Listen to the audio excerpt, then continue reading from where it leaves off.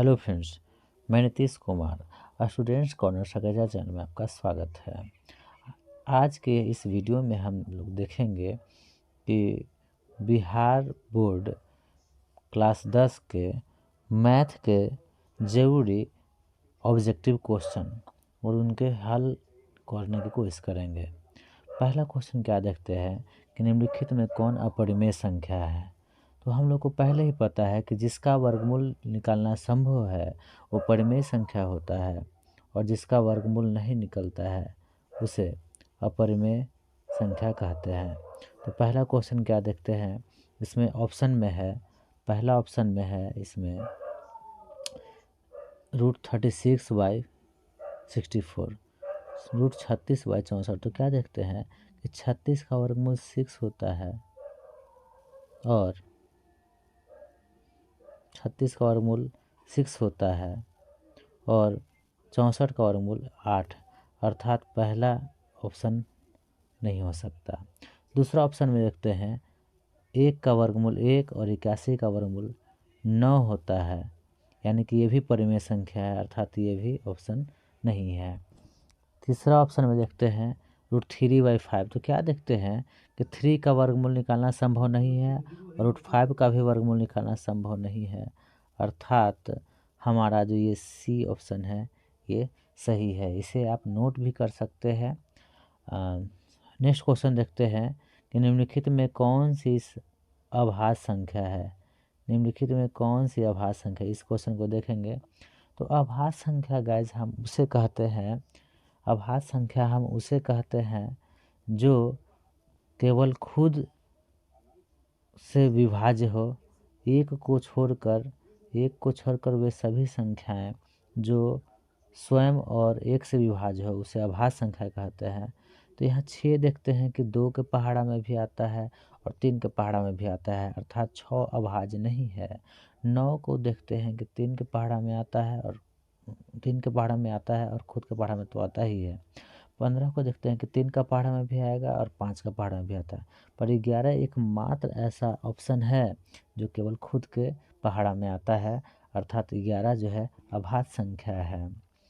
Next question में देखते हैं, इस क्वेश्चन में क्या देखते हैं कि दो परिमेय संख्याओं के बीच कितनी परिमेय संख्या हो सकती है। ये बहुत ही इम्पोर्टेंट क्वेश्चन है, इसे ध्यान में रखेंगे।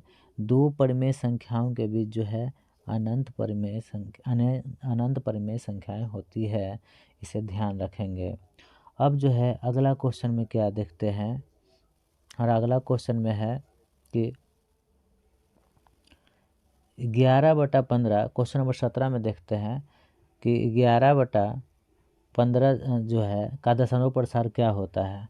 तो यदि 11/15 का दशमलव प्रसार निकाला जाए तो हमारा आंसर जो है अशांत आएगा। कैसे? क्योंकि 15 से 11 कभी विभाज्य नहीं होता। इसे यदि हल करने की कोशिश करें तो क्या देखते हैं कि 15 से तो ये भाग लगेगा नहीं, तो क्या करते हैं यहाँ पॉइंट देते हैं, पॉइंट देने पर हो जाएगा 0 और 15 सतह 75 से यहाँ पे 105 लगाएंगे 7 मरतबे, तो बचेगा 5 और ये कैंसिल हो गया। क्योंकि पॉइंट दिया तो यहाँ 0 होगा और 15 या 45 लगाएंगे, यहाँ 5 हुआ और चूँकि फिर यहाँ वही चीज़ फिर 3 आते रहेगा, इस यानी कि ये जो है अशांत हो गया हमारा। ये हमारा ऑप्शन नंबर 17 का बी होगा। क्वेश्चन नंबर 18 में क्या देखते हैं, क्वेश्चन नंबर 18 में हम लोग देखते हैं कि निम्नलिखित में कौन अपरिमेय संख्या है। निम्नलिखित में कौन अपरिमेय संख्या है। तो क्या देखते हैं कि अभी हमने देखा था क्वेश्चन नंबर 14 में कि जिसका जो है वर्गमूल निकालना आसान हो, जिसका वर्गमूल आसानी से निकल सके वो परिमेय है और अन्यथा अपरिमेय होगा। तो 18 के ए नंबर ऑप्शन में क्या देखते हैं हम, 18 के ए नंबर ऑप्शन में देखते हैं कि है √64/36। तो 64 का होता है 8 और 36 का होता है 6। तो ये तो वर्गमूल निकल गया, अर्थात ये ऑप्शन तो हमारा गलत हो रहा है, ये ऑप्शन नहीं होगा। फिर है कौन अपरिमेय संख्या में, बी नंबर में देखते हैं √81। 81 का हम सब जानते हैं कि वर्गमूल 9 होता है, अर्थात ये परिमेय हो गया। √2.5 का देखते हैं, उससे पहले ऑप्शन नंबर डी यदि देखें तो क्या देखते हैं कि 49 का 7 और 9 का 3 वर्गमूल होता है। ये तो परिमेय है, अर्थात ये भी ऑप्शन नहीं है, अर्थात जो बचा हुआ हमारा ऑप्शन जो है 2.5 रूट में वो हो जाएगा। अब नेक्स्ट क्वेश्चन में क्या देखते हैं,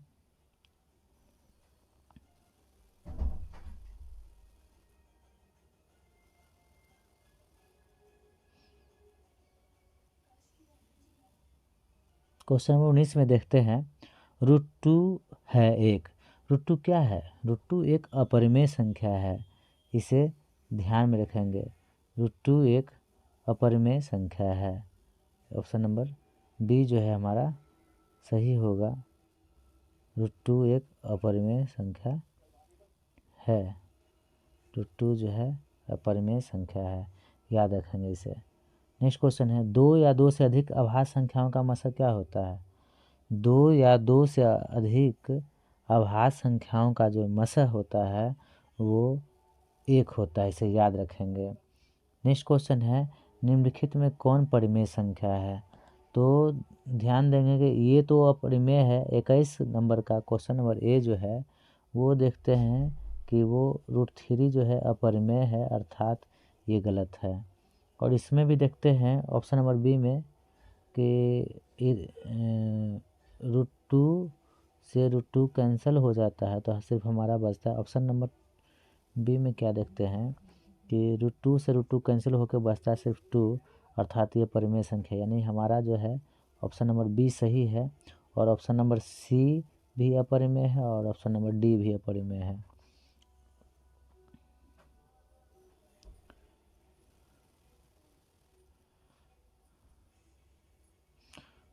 क्वेश्चन नंबर 22 में क्या देखते हैं कि 2 क्रमिक संख्याओं का एचसीएफ क्या होगा? 2 क्रमिक सम संख्याओं का एचसीएफ क्या होगा? तो ध्यान देंगे कि हमेशा जो है क्रमिक सम संख्याओं का एचसीएफ जो है होता है वो 2 होता है।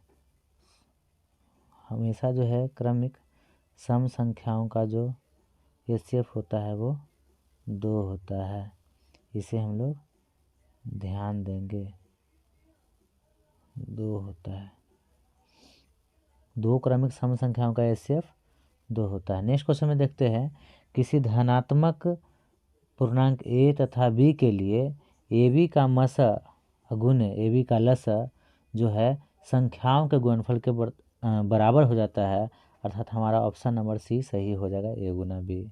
यूक्लिड विभाजन एल्गोरिदम 2 धनात्मक पूर्णांकों के निम्न में किसे परिकलित करने का तकनीक है? तो ये जो है यूक्लिड विभाजन एल्गोरिदम जो है वो मसा को परिकलित करने का तकनीक है, अर्थात 24 का आंसर हो जाएगा बी मसा। पाई क्या है? ध्यान रखेंगे दोस्तों, ये हमेशा क्वेश्चन में पूछा जाता है।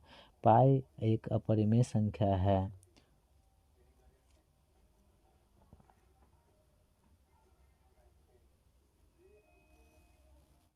नेक्स्ट क्वेश्चन में क्या देखते हैं, क्वेश्चन 26 में निम्नलिखित में कौन अपरिमेय संख्या नहीं है? तो अपरिमेय संख्या कौन नहीं है, अर्थात कौन परिमेय संख्या है? तो ऑप्शन नंबर ए में क्या देखते हैं कि ये देखने से ही लग रहा है कि इसका वर्गमूल निकालना संभव नहीं है, अर्थात ऑप्शन नंबर ए जो है अपरिमेय है, अर्थात ये ऑप्शन हमारे लिए गलत हो जाएगा।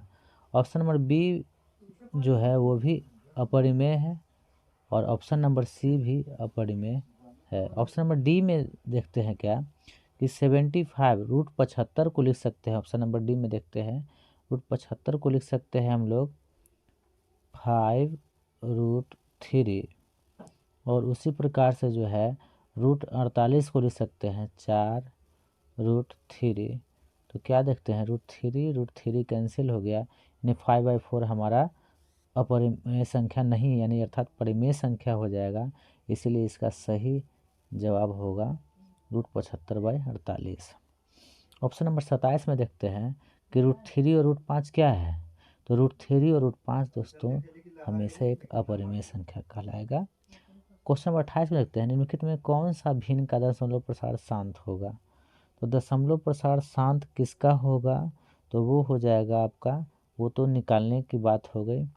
तो एक तरीका ये भी है कि हम एक रूल है, वो रूल क्या है कि यदि क्या करें हम लोग इसको 105 जो है इसको तोड़ लें तो क्या होता है,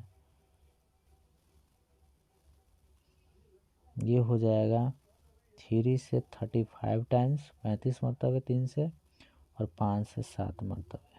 तो यहाँ देखते हैं कि 105 का जो गुणनखंड निकालते हैं तो 3 गुना 5 गुना 7 होता है, जो कि ये संभव नहीं है, अर्थात पहला जो ऑप्शन है वो गलत है।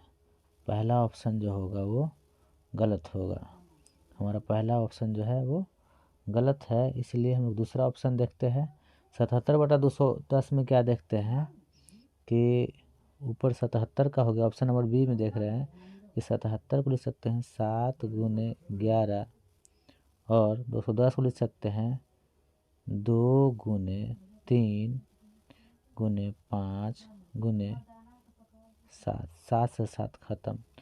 यहाँ एक चीज़ ध्यान देने वाली बात है कि 2 और 5 के अलावा एक्स्ट्रा कुछ नहीं होना चाहिए गुणनखंड में, हर में, अर्थात अगर एक्स्ट्रा हुआ तो वो अशांत होगा, यानी कि हमारा ऑप्शन नंबर बी भी जो है गलत है और ए भी गलत है। उसी प्रकार से ऑप्शन नंबर सी भी गलत है, और यदि ऑप्शन नंबर डी को निकाले तो ये हमारा आंसर सही हो जाएगा। कैसे देखते हैं, तो 160 को हम लोग कर सकते हैं 2 मरतबे लगाएंगे तो 80, फिर 2 से लगाएंगे तो 40, और 2 से लगाएंगे तो 20, और 2 से लगाएंगे तो 10, और 2 से लगाएंगे तो 5, अर्थात लिख सकते हैं 2 का पावर लिख सकते हैं 5 गुने 5। तो यहाँ क्या देखते हैं, गुणनखंड जो है 2 और 5 के फॉर्म में है, 5 के रूप में, अर्थात ये हमारा आंसर सही हो जाएगा। फिर देखते हैं क्वेश्चन नंबर 29 में क्या कि 2.1211121112 डॉट है, इस तरह से है। तो कभी भी इस तरह से रहे, अगर बार बार जो है आवर्त ना रहे, ये अनावर्त है। कहने का मतलब ये है कि दशमलव के बाद बार बार एक ही चीज़ की आवृत्ति हो तो उसे हम परिमेय बोलेंगे, लेकिन यहाँ वैसा स्थिति नहीं है, इसलिए हमारा ये ऑप्शन नंबर सी होगा। उसी प्रकार क्वेश्चन नंबर अगर 30 देखें तो क्या देखते हैं कि क्वेश्चन नंबर 30 में हम लोग देखते हैं कि √3/√12 है, तो क्या कर सकते हैं, √3 और √12 को हम लोग कर सकते हैं 2√3, तो √3 कैंसिल होकर बचेगा सिर्फ 1/2, अर्थात ये हमारा हो गया परिमेय संख्या, ये हमारा हो जाएगा परिमेय संख्या। और क्वेश्चन नंबर 31 में क्या देखते हैं कि 3 - √3 क्या है। ध्यान रहे दोस्तों, एक भी परिमेय या अपरिमेय हो जाने पर वह पूरा अपरिमेय हो जाता है। उसी प्रकार क्वेश्चन नंबर 32 में देखते हैं, क्वेश्चन नंबर 32 में क्या देखते हैं कि क्वेश्चन नंबर 32 में क्या देखते हैं कि 11.235664, यहाँ ध्यान से देखने पे पता चलता है कि 564 दशमलव के बाद जो 2 3 है उसका जो 564 है, बार बार उन्हीं संख्याओं की आवृत्ति हो रही है, अर्थात ये अब एक अपरिमेय संख्या है, अर्थात ये जो है एक परिमेय संख्या है। क्वेश्चन नंबर 33 में क्या देखते हैं कि 5.233 इस तरह से एक ही चीज़ बार बार 3 की आवृत्ति हो रही है। कहने का मतलब इसको हम एक और तरीका से लिख सकते हैं 2 3, और उसे ऐसे कर सकते हैं, यानी 3 की जो है बार बार आवृत्ति हो रही है, अर्थात 33 नंबर एक परिमेय संख्या है। 34 नंबर में क्या देखते हैं कि 1/√7 क्या है, तो ये एक भी अगर अपरिमेय संख्या रहे तो वो अपरिमेय संख्या हो जाएगा। उसी प्रकार क्वेश्चन नंबर 35 में देखते हैं भाज्य ए और भाजक बी के लिए a = bq + r में r के लिए कौन सा सत्य है। तो ये क्वेश्चन बहुत ही इम्पोर्टेंट है, इसे ध्यान रखेंगे कि आर का जो वैल्यू है वो हमेशा 0 से बड़ा या बराबर होता है तथा बी से छोटा होता है। तो क्या देखते हैं कि हमारा ऑप्शन नंबर जो है सी सही है। क्वेश्चन नंबर 36 में देखते हैं 5√2 क्या है, तो ये एक अपरिमेय संख्या है। क्वेश्चन नंबर 37 में देखते हैं कि 5.2372 है, तो क्या ये पूर्णांक है, क्या ये परिमेय संख्या है, अपरिमेय है, या इनमें कोई नहीं। तो क्या देखते हैं, ये तो शांत है, अर्थात ये परिमेय है। क्वेश्चन नंबर 38 में देखते हैं निम्न संख्याओं में कौन सी संख्या विजातीय है, तो क्या देखते हैं कि option number A, option number B और ऑप्शन नंबर डी तीनों परिमेय है, जबकि ऑप्शन नंबर सी √11 जो है परिमेय है, अर्थात यही विजातीय है, यानी कि इसमें ये शामिल नहीं हो सकता। नेक्स्ट क्वेश्चन देखते हैं।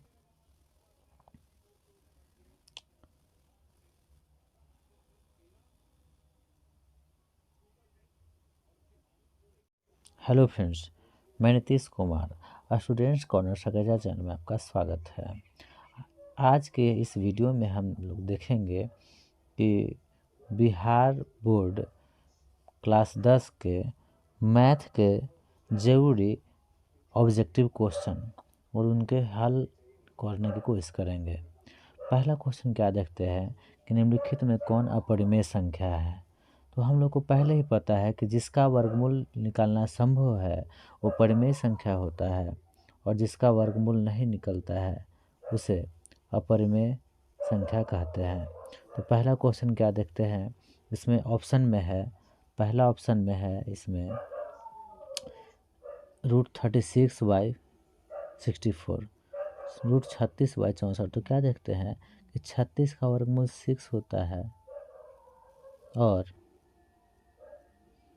36 का वर्गमूल 6 होता है और 64 का वर्गमूल 8, अर्थात पहला ऑप्शन नहीं हो सकता। दूसरा ऑप्शन में देखते हैं 1 का वर्गमूल 1 और 81 का वर्गमूल 9 होता है, यानी कि ये भी परिमेय संख्या है, अर्थात ये भी ऑप्शन नहीं है। तीसरा ऑप्शन में देखते हैं √3/5। तो क्या देखते हैं कि 3 का वर्गमूल निकालना संभव नहीं है और √5 का भी वर्गमूल निकालना संभव नहीं है, अर्थात हमारा जो ये सी ऑप्शन है ये सही है। इसे आप नोट भी कर सकते हैं। नेक्स्ट क्वेश्चन देखते हैं कि निम्नलिखित में कौन सी अभाज्य संख्या है, निम्नलिखित में कौन सी अभाज्य संख्या। इस क्वेश्चन को देखेंगे तो अभाज्य संख्या गाइज हम उसे कहते हैं, अभाज्य संख्या हम उसे कहते हैं जो केवल खुद से विभाज्य हो।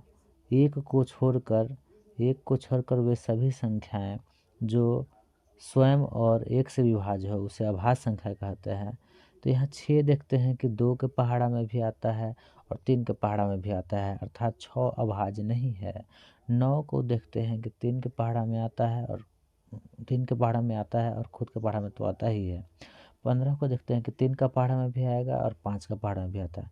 पर 11 एकमात्र ऐसा ऑप्शन है जो केवल खुद के पहाड़ा में आता है, अर्थात 11 जो है अभाज्य संख्या है। नेक्स्ट क्वेश्चन में देखते हैं, इस क्वेश्चन में क्या देखते हैं कि 2 परिमेय संख्याओं के बीच कितनी परिमेय संख्याएं हो सकती है। ये बहुत ही इम्पोर्टेंट क्वेश्चन है, इसे ध्यान में रखेंगे। 2 परिमेय संख्याओं के बीच जो है अनंत परिमेय संख्याएं होती है, इसे ध्यान रखेंगे। अब जो है अगला क्वेश्चन में क्या देखते हैं, और अगला क्वेश्चन में है कि 11/15, क्वेश्चन नंबर 17 में देखते हैं कि 11/15 जो है का दशमलव प्रसार क्या होता है। तो यदि 11/15 का दशमलव प्रसार निकाला जाए तो हमारा आंसर जो है अशांत आएगा। कैसे? क्योंकि 15 से 11 कभी विभाज्य नहीं होता। इसे यदि हल करने की कोशिश करें तो क्या देखते हैं कि 15 से तो ये भाग लगेगा नहीं, तो क्या करते हैं यहाँ पॉइंट देते हैं, पॉइंट देने पर हो जाएगा 0 और 15 सते 75 से यहाँ पे 105 लगाएंगे 7 मरतबे, तो बचेगा 5 और ये कैंसिल हो गया। क्योंकि पॉइंट दिया तो यहाँ 0 होगा और 15 या 45 लगाएंगे, यहाँ 5 हुआ और चूँकि फिर यहाँ वही चीज़ फिर 3 3 आते रहेगा, इस यानी कि ये जो है अशांत हो गया हमारा। ये हमारा ऑप्शन नंबर 17 का बी होगा। क्वेश्चन नंबर 18 में क्या देखते हैं? क्वेश्चन नंबर 18 में हम लोग देखते हैं कि निम्नलिखित में कौन अपरिमेय संख्या है। निम्नलिखित में कौन अपरिमेय संख्या है? तो क्या देखते हैं कि अभी हमने देखा था क्वेश्चन नंबर 14 में कि जिसका जो है वर्गमूल निकालना आसान हो, जिसका वर्गमूल आसानी से निकल सके, वो परिमेय है और अन्यथा अपरिमेय होगा। तो 18 के ए नंबर ऑप्शन में क्या देखते हैं हम? 18 के ए नंबर ऑप्शन में देखते हैं कि है रूट 64/36। तो 64 का होता है 8 और 36 का होता है 6। तो ये तो वर्गमूल निकल गया, अर्थात ये ऑप्शन तो हमारा गलत हो रहा है, ये ऑप्शन नहीं होगा। फिर है कौन अपरिमेय संख्या में? बी नंबर में देखते हैं रूट 81। 81 का हम सब जानते हैं कि वर्गमूल 9 होता है, अर्थात ये परिमेय हो गया। रूट 2.5 का देखते हैं। उससे पहले ऑप्शन नंबर डी यदि देखें तो क्या देखते हैं कि 49 का 7 और 9 का 3 वर्गमूल होता है, ये तो परिमेय है, अर्थात ये भी ऑप्शन नहीं है, अर्थात जो बचा हुआ हमारा ऑप्शन जो है 2.5 रूट में वो हो जाएगा। अब नेक्स्ट क्वेश्चन में क्या देखते हैं?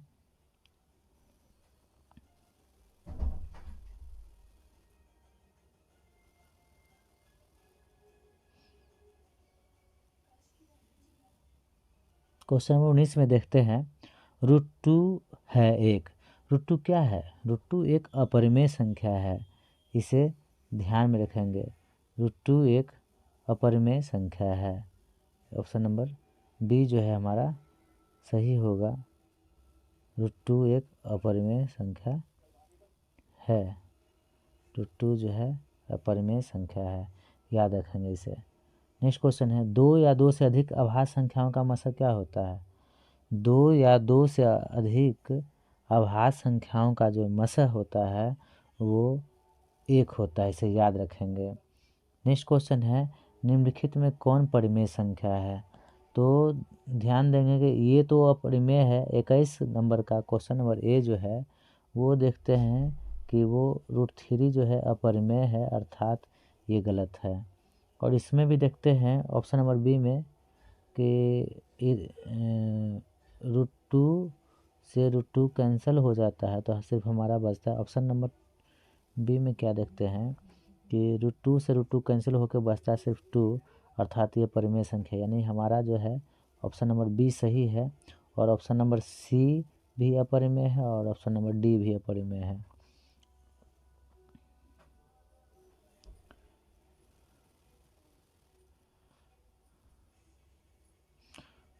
क्वेश्चन नंबर 22 में क्या देखते हैं कि दो क्रमिक संख्याओं का एचसीएफ क्या होगा? दो क्रमिक सम संख्याओं का एचसीएफ क्या होगा? तो ध्यान देंगे कि हमेशा जो है क्रमिक सम संख्याओं का एचसीएफ जो है होता है वो 2 होता है।